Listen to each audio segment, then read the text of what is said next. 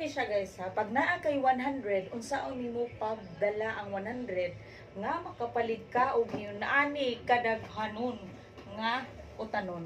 Dunay mais, naay kalbasa, naay dabong ug naay okra. Nani ni siya guys. Una, imo nang amigahon na tindera para panghiun sad ka. Dapat friendly ka, di ba? Alubate 10 pesos. O, tali diha. Kwenta ha.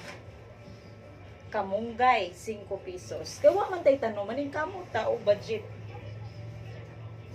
Sangig pampahumot sa atong utan 5 pesos. Pila na to? 20 na.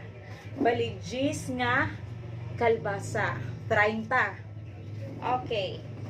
O daghang kaayong okra o baligis 30 na. Pila to? 30. 40.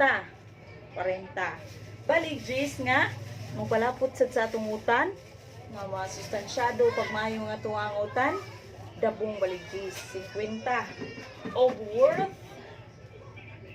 50 pesos. Look at sa akong 50 pesos. Labaw panis usa ka kilo kay kaduha ko nagpalit ani. So pila na tanan? The total is 100 pesos. So pila na ni ka days na ako isagol sa ako ang utanan. 'Di ba? Nanata ka save. Praise the Lord.